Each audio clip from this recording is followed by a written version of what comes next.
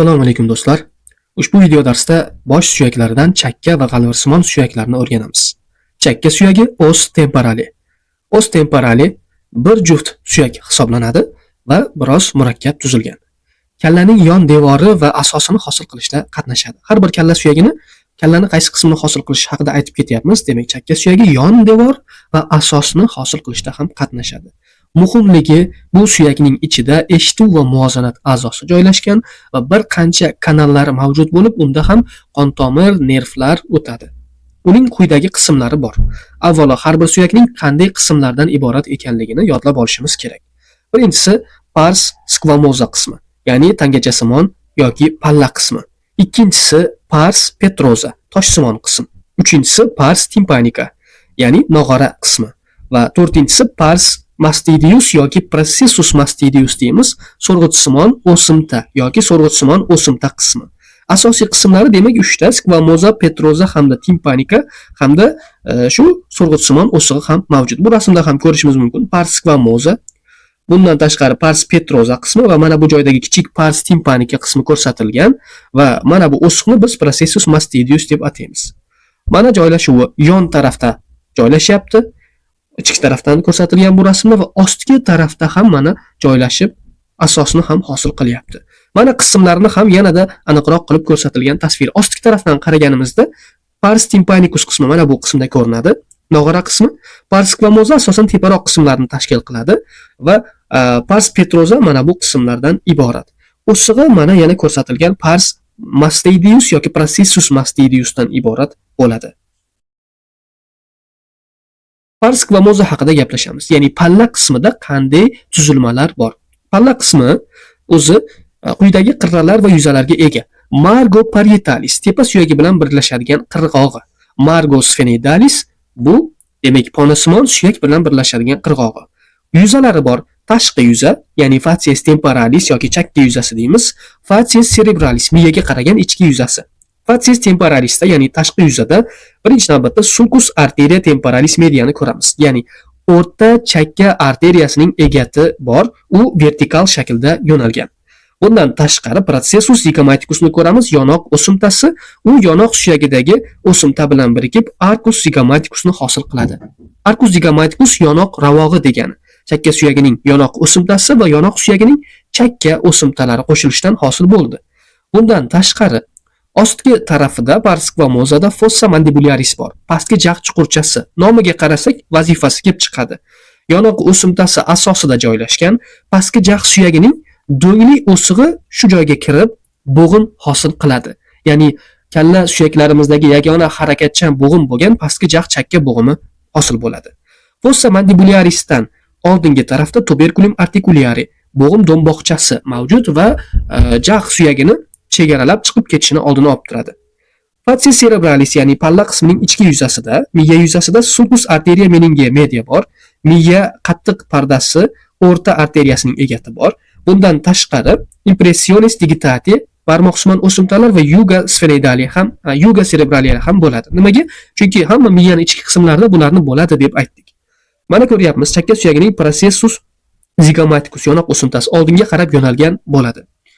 Mana bu ostki tarafdan ko'rinishi processus zygomaticusning. Processus zygomaticusning asosida, mana asos qismi, bu joyda nima joylashar ekan? Fossa mandibularis. Fossa mandibularis bu oldindagisi, orqadagi bu tashqi eshituv teshigi, nog'ora qismi bu.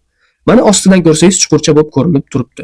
Va bu chuqurchaga yaxshilab e'tibor beradigan bo'lsak, mana pastki jag'ning do'ngli o'siqchasi kirib joylashib bo'g'im hosil qilyapti. Mana kattalashtirib ham ko'rsatilgan. Chuqurchani oldingi tarafdan chegaralab turib tuberculum articuliari.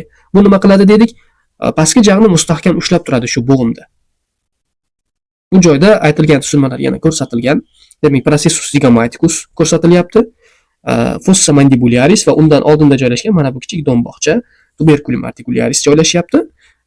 Bundan tashqari bu joyda egatlar bor arteriyalar uchun va qirralarni ham ko'rsatyapti. Mana qirrasi margo parietalis hamda oldingi tarafda margo sphenoidalislar ham bor. Uni yana ko'ramiz. Mana bu joyda yanada aniqroq ko'rsatilgan. Demak, o margo parietalis qismi ichki tarafdan ko'ryapmiz, ichki tarafidan. Va margo sphenoidalis mana oldingi tarafida. Margo sphenoidalis qismi ko'rsatilyapti. Bu palla qismining qismlari edi va sulcus arteria meningia media ham ko'rsatilgan. Buni bo'ladi deb aytdik. Pars timpanica nog'ora qismi tashqi eshituv teshigini old, orqa va past tarafdan o'rab turadi. Yuqori tarafdan emas, oldingi, orqa va pastdan o'rab turadi. Porus acousticus externus tashqi eshituv teshigi shu joyga ochiladi. Porus acousticus externus mana bu teshik. Demak, tashqi eshituv teshigi bu. Keyingisi bu teshikdan meatus acousticus externus tashqi eshituv yo'lagi davom etadi. Nog'ora pardagacha borgan qismi hisoblanadi tashqi eshituv teshigidan boshlab. Undan keyin fissuralar bor. Bu fissuralar orqali fissura chok degani nog'ora qismi boshqa qismlar bilan birikib turadi. Fissura petrotimpanica. Petro degani toshsimon qism, timpanica nog'ora qism. Shuning uchun toshsimon nog'ora yorig'i. Toshsimon va nog'ora qismlar orasidagi yoriq. Fissura timpanomastidia. Mastidia deyapmiz. Demak, so'rg'itsimon qism va nog'ora qism orasidagi nog'ora so'rg'itsimon yorig'i. Fissura timpanoskvamoza. Timpano nog'ora, skvamoza palla. Nog'ora va palla qismlari orasidagi nog'ora palla yorig'i. Mana bu joyda porus acousticus externus yashil rangda ko'rsatilyapti. Meatus acousticus externus porusdan davom etib ketyapti va nog'ora pardada tugayapti. Nog'ora pardadan ichkarida keyin cavitis tympani joylashadi, nog'ora bo'shlig'i. Bu fissura timpanomastidia orqa tarafida nog'ora qismini. Nimaga? Chunki orqa tarafda mana bu so'rg'itsimon qism bo'lganligi uchun timpanomastidia bo'lyapti. Fissura timpanoskvamoza yuqori qism mana pars skvamoza bilan birikadigan choki. Fissura petroskvamoza qismi ko'rsatilyapti. Mana oldingi tarafdan ko'rishimiz mumkin. Demak, petroskvamoza qayer bilan birikar ekan? Pars petroza bilan birikadi. Mana nog'ora qismi pars petroza bilan birikadigan qismi ko'rinib turibdi. Mana bu ichki tarafda ham ko'rsatilyapti. Fissura petroskvamoza. Bu petroskvamoza alohida toshsimon va tangachasimon orasida hosil bo'ladi. Endi petrotimpanica bo'lsa, petrotimpanica mana bu nog'ora qismi va toshsimon qism orasida hosil bo'ladi. Nog'ora va toshsimon orasida bo'lsa petrotimpanica, palla qism va toshsimon qism orasida bo'lsa petroskvamoza bo'ladi. Keyingi qism pars petroza, biroz murakkabroq qism. Bu qismni toshsimon qism ham deymiz yoki piramidal qism ham deb ataymiz. Chunki 3 qirrali piramida shakliga ega. Suyak moddasi qattiqligi uchun toshsimon qism deb atalgan. Kalla suyagida gorizontal yotadi. Gorizontal degani mana bunday tekis yotadi. Asosi demak tashqi kalla asosiga qarab turadi. Asosi orqa va lateral tomonga, yana asos qismi so'rg'itsimon o'simtaga qo'shilib ketadi. Hozir buni ko'rsatamiz. Asos qismi so'rg'itsimon o'simta bilan qo'shilgan, uchki qismi bo'lsa apex partis petrozi, piramida qismining cho'qqisi deb ataladi va ventromedial yo'nalgan. Mana yo'nalishiga e'tibor beraylik. Hozir mana tasvirlarda mana bu ichki qismi ventromedial yo'nalgan. Ventromedial bu mana bu ichki qismi ko'rsatilgani bu chap tarafdagi chakka suyagining petroza qismi. Kalla qutisining ichida xuddi shunday holatda joylashadi. Asosi so'rg'itsimon qismga qo'shilib ketadi. Uchi oldinroqqa va medial tarafroqqa yo'nalgan holatda joylashyapti. Apertura interna canalis carotici. Uyqu kanalining ichki teshigi bor uchki qismida. Uyqu arteriyasini kalla qutisining ichiga o'tkazib beradi bu. Buni ham tasvirlarda bemalol ko'rishimiz mumkin bo'ladi. Mana bu joyda apertura interna canalis carotici, ichki teshigi uyqu arteriyasining. Va yuzalari bor. Piramida shaklida dedik, uchburchakka o'xshaydi. Oldingi, orqa va pastki yuzalari bor. Oldingi, orqa va pastki. Mana pars piramidalis qismi birinchi rasmda bu joyda ko'rsatilgan, ostki tarafdan, ostki yuzasi ko'rsatilgan. Ichki tarafdan bo'lsa mana oldinga va medial tomonga yo'nalyapti. Va orqa tarafidan nima bilan qo'shiladi? Orqa taraf bilan so'rg'itsimon qism bilan qo'shilib ketgan bo'ladi. Asos qismi. Bu joyda mana oldinga qaragan yuzasi bu, orqaga qaragan yuzasi va ostki yuzasi endi asos qismida ko'rdik. Qismlarni ko'rib chiqamiz. Facies anteriorda nimalarni ko'ramiz? Oldingi, orqa va ostki yuzalarining tuzilmalari alohida. Facies anterior oldinga va yuqoriroqqa qarab turadi. 3D tasvirni ko'radigan bo'lsak, bu biroz yuqoriga yo'nalgan qism hisoblanadi. Impressionis trigeminalis 3 shoxli nerv tugunining botig'i piramida qismining uchiga yaqin joylashgan bo'ladi bu. Impressionis trigeminalis mana bu joyda yozib qo'yilgan. Uchiga yaqin joyda mana bu joyda joylashyapti. 3 shoxli nerv tuguni joylashadi. Hiatus canalis nervi petrosi majoris katta toshsimon nerv kanali tirqishi va xuddi shuning sulcus nervi petrosi majoris qismi bor. Ya'ni ham hiatus tirqish, ham sulcus nervi petrosi majoris. Ya'ni katta toshsimon nervning tirqishi ham, egati ham bor.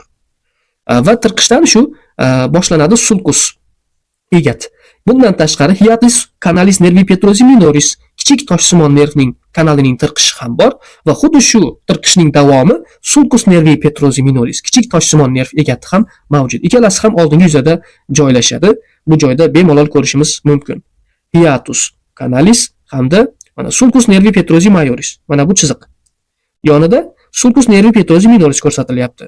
Va ularning boshlanish nuqtasi mana bu joy. Hiatus canalis nervi petrosi majoris, bu joy hiatus canalis nervi petrosi minoris. Mana ko'rib turibmiz ikkita chiziq. Demak, yana davom etamiz. Keyingi qism eminensia arcuata, ravoqsimon tepacha. Piramida qismi oldingi yuzasining o'rtasida joylashgan tepa qism. Va tegment timpani bor, nog'ora bo'shlig'ining tomi ravoqsimon tepachani pastki tarafida va fissura petrosquamosa, ya'ni aytdik toshsimon va palla qismi qo'shilgan chiziq orasida joylashgan qism bu. Demak, bu joydan eminensia arcuata mana bu joy bo'ladigan bo'lsa, undan pastroqdagi mana bu qism nima ekan? Tegment timpani. Mana yozib qo'yilgan. Tegment timpani qayergacha ekan? Mana bu fissura petrosquamosagacha. Mana bu joyda fossa petrosquamosa, fissura petrosquamosa ko'rsatilgan, fossa emas mana. Va bu joyda eminensia arcuata ko'rsatilyapti. Va mana aynan kalla qutisida qanday joylashishi pars petrozani. Mana bu e'tibor beringlar. Yuqoriga qirrasi bor, mana bunday qirrasi bor va oldingi yuzasi mana oldinga va teparoqqa qarayapti. Orqa yuzasi orqaga qarab turibdi.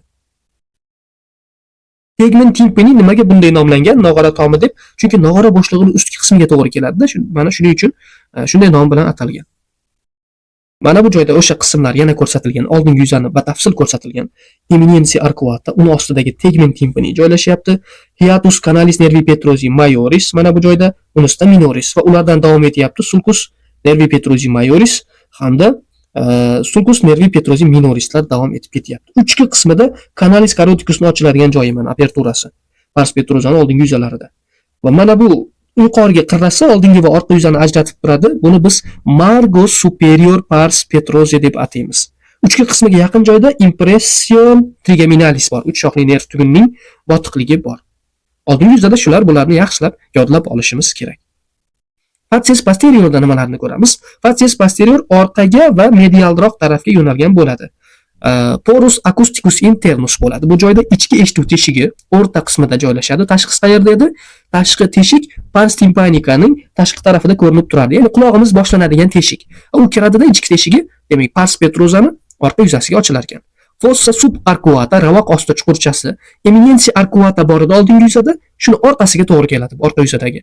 Va apertura canaliculi vestibuli, ya'ni dahliz kanalchasining teshigi ham mavjud orqa yuzada. Yana bu joyda ko'rsatilgan mana porus acousticus internus orqa yuza ko'rsatilyapti aynan. Fossa subarcuata mana bu joy eminensia arcuataning orqasida joylashyapti. Apertura canaliculi vestibuli mana bu joyda joylashadi. Teshik mana nomlari aniq qilib yozib qo'yilgan. Shu tuzilmalarni aytib ketdik. Va mana bu joyda yana fossa subarcuata alohida ko'rsatilyapti orqa yuzasidagi. Facies inferiorda ham bir qancha tuzilmalar bor. Ostki yuzasi chunki kallaning tashqi asosiga qaragan tuzilmalari tabiiyki ko'p bo'ladi.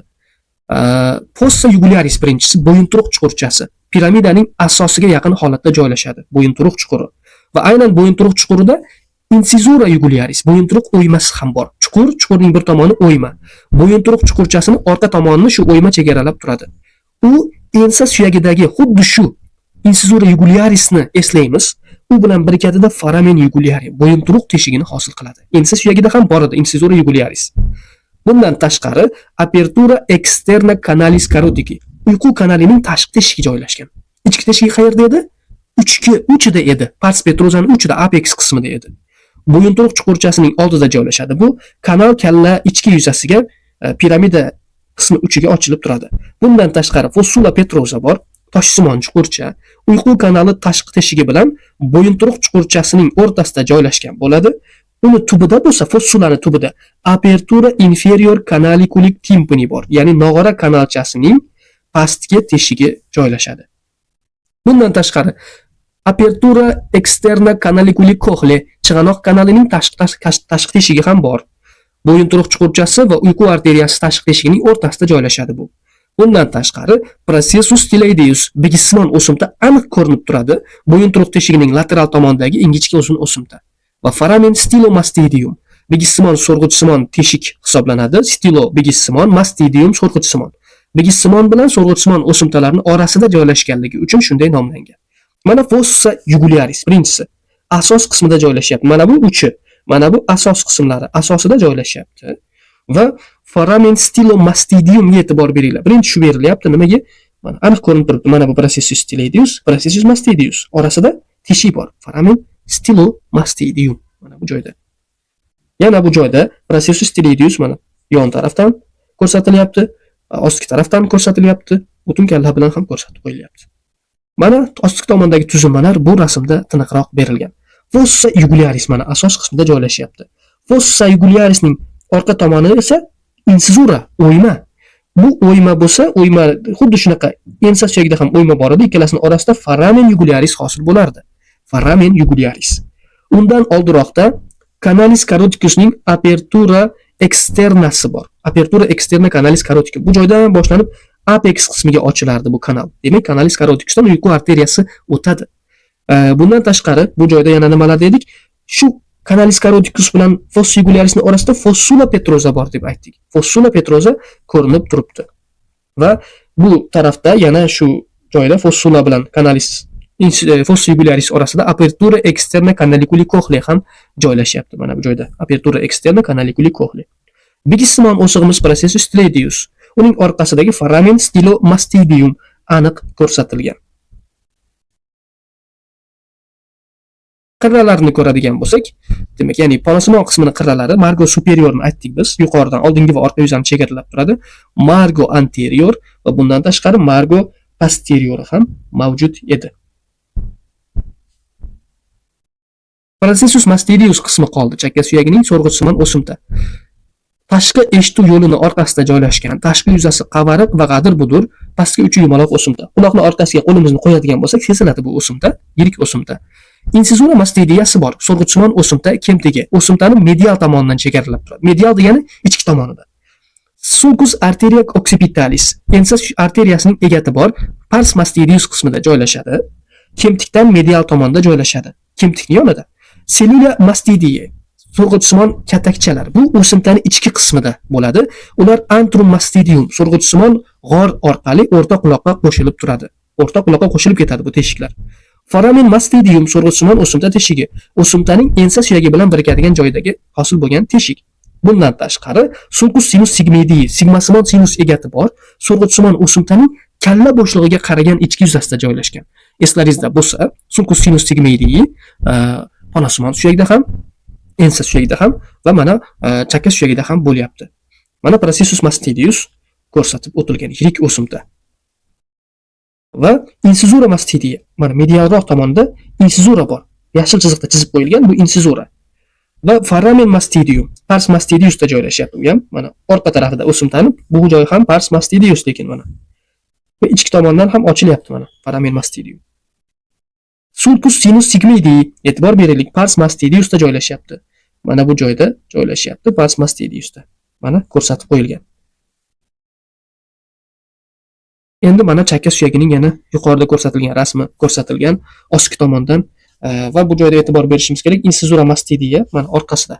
Va undan keyin sulcus arteria occipitalis dedik, aniq ko'rsatilgan bu. Sulcus arteria occipitalis, insizura mastidialar. Va umumiy o'rgangan qismlarimizni hammasi bu joyda ostki tomondan aniq ko'rsatib qo'yilgan. Va yana eng muhim nuqtalardan biri chakka suyagining ichida aytganimizdek kanallar o'tadi. Bu kanallardan asosiylari quyidagilar. Hozircha bu kanallarni va ularning nomini yodlab qolamiz, keyin ular haqida batafsil gaplashamiz. Canalis nervi facialis, yuz nervi kanali bor. Nomini ko'ryapmiz. Bunda nima o'tadi? Yuz nervi. Canalis nervi petrosi majoris, katta toshsimon nerv kanali. Undan tashqari canaliculus horda tympani, nog'ora tori kanali.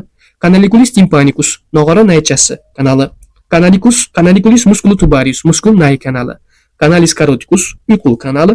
Canaliculi caroticotympani, uyqu nog'ora kanalchalari va Canaliculus mastidius, so'rg'ichsimon kanallar mavjud. Bu kanallarning hammasi biroz murakkab yo'nalishga ega bo'lganligi uchun alohida video dars qilamiz. Canalis caroticusni ko'rdik. Qayerdan boshlanib, qayerda tugashini. Ostki tarafdan kirib, uchidan chiqib ketdi. Qolgan kanalchalar ham har xil yo'nalishlarga ega. Mana bu joyda ba'zilari ko'rsatilgan. Kanalis caroticusni aytdik. Mana bu joydan kirib, bu joydan chiqib ketdi, ostidan kirib. Kanalis nervi facialis mana bu joyda ko'rsatilyapti. Qayerdan kirib, qayerdan chiqishlari va bundan tashqari canaliculus horda timpani ko'rsatilgan sariq rangda bularni keyin ko'rib chiqamiz. Endi keyingi gaplashadigan suyagimiz g'alvirsimon suyak os etmoidale. Os etmoidale g'alvirsimon suyak kalla asosining oldingi qismida joylashgan burun bo'shlig'i va ko'z kosasi devorini hosil qilishda qatnashadi. Ya'ni kalla asosi bo'lsa, mana bu joy qayerda joylashyapti ekan? Oldida, mana oldingi tarafda turibdi. Uning ham qismlari bor. Quyidagi qismlar: lamina cribrosa, g'alvirsimon plastinka, lamina perpendicularis, perpendikulyar plastinka va labirintus etmoidalis, g'alvirsimon suyak labirinti. Bu qismlarni birma-bir ko'rib chiqamiz. Lamina cribrosa g'alvirsimon plastinka suyakning yuqori qismini tashkil qiladi. Peshona suyagining incisura etmoidalis, ya'ni g'alvirsimon suyak kemtigida joylashib, oldingi kalla chuqurchasining tubini hosil qilishda qatnashadi. Mana bu yashil rangdagi qism lamina etmoidalis tepada turadi. Bosh miyani mana qutisini qarasak, mana peshona suyagini o'rtasida joylashyapti, oldingi kalla chuqurchasini hosil qilishda qatnashyapti. Shuni aytishimiz mumkin. Bu joyda foramina cribrozalar bor. Ya'ni lamina cribroza deyilishiga sabab nima uchun g'alvirsimon? Chunki unda teshikchalar bor. Bu teshikchalardan hidlo nervining iplari o'tadi yuqori burun bo'shlig'idan kalla qutisining ichiga.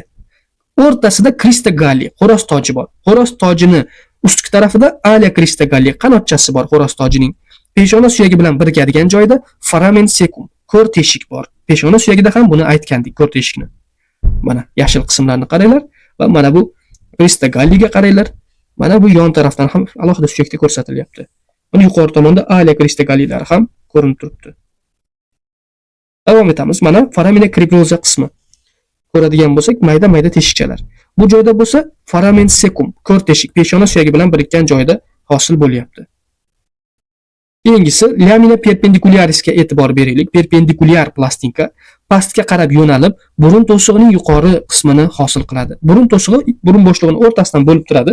Mana e'tibor beraylik, shu to'siqni yuqori qismini hosil qiladi. Alohida boshqa to'siqlar ham bor, uni ko'ramiz. Mana ko'rib turibmiz yashil rangda.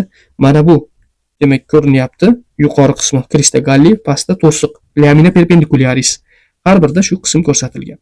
Labirintus etmoidalis eng asosiy qismi mana bu yon tomonlar ko'rinib turibdi-ku hamma rasmda. Shular labirintus, labirint qismi, g'alvirsimon suyak labirinti. Bir juft bo'ladi bu qism. Havo saqlovchi katakchalardan iborat, g'alvirsimon katakchalardan. Cellula etmoidalis deymiz. Cellula etmoidalisni ham 3 xili bor: anterior, medial, media va posterior. Ya'ni 3 xil. Oldingi, o'rta va orqa katakchalar tizimi bor. Oldingi katakchalarda bulla etmoidalis qismi ham bor, ya'ni yirik shishib chiqqan bitta bo'shliqni bulla qismi deb ataymiz. Concha nasalis burun chig'anoqlari mavjud bo'lib, burun bo'shlig'i tomonida shakllanadi, aynan labirintus qismidan va burun bo'shlig'ini burun yo'llariga ajratib turadi, aynan shu konxalar. Qanaqa konxalar bor g'alvirsimon suyakda? Concha nasalis superior, media va ba'zan suprema. Superior yuqorigi, media o'rta, suprema eng yuqorigi degani kichikroq bo'ladi bunisi. Concha nasalis inferior bu alohida suyak. Uni yuz suyaklarida gaplashamiz. Processus uncinatus ilgaksimon o'simta ham mavjud.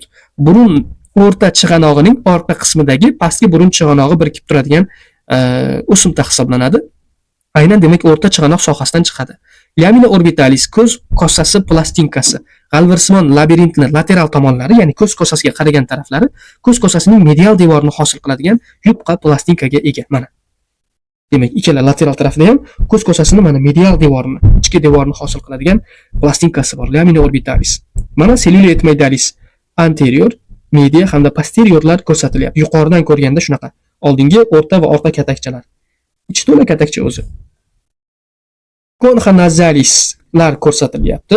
Superior, media va inferiorni yashil qilib qo'ydik, bu alohida suyak bo'lganligi uchun. Va yana os etmoidalining lamina orbitalisi bu joyda ko'rsatilgan. Concha nasalis superior ko'rsatilyapti, lekin ichki tarafga chiqqan bo'ladi u. Bu qismlar edi. Mana bu meatus nasi superior. Meatus nasi superior qayerda bo'ladi? Meatus nasi superior yuqorigi va o'rta konxalarning orasida mana. Concha nasalis superior va mediani orasida. Mana bu joyda ham shilli qavat bilan birga ko'rsatib qo'yilgan. Meatus nasi medius, ya'ni burun yo'llari joylashyapti-da konxalarning orasida. Meatus nazi medius qayerda joylashgan deydigan bo'lsak, o'rta va pastki burun chig'anoqlari orasida. Mana bu joyda shilliq qavat bilan aniq ko'rsatilgan. Bu joyda mana bu qism. Mana bu qism, mana yashil qism tepasi, yuqorigi, pastki qism mana bu. Va meatus nazi inferiori endi mana bu. Pastki burun chig'anog'ining ostida joylashadi. Processus ulcinatus mana biroz o'simtasi bor. Aynan pastki o'rta chig'anoqdan chiqadi deb aytdik. Infundibulum etmedali, ya'ni biroz shunaqa chuqurcha voronka qismi ham mavjud. Va bu etmedalis mana biroz turtib chiqqan, shishib chiqqan katakchalardan biri. Yirik joylashganligi uchun shunday nomlangan. Va g'alvirsimon suyak haqidagi ma'lumotlar shulardan iborat edi. Uchli tasvirlarda yanada aniq qilib ko'rib olasizlar.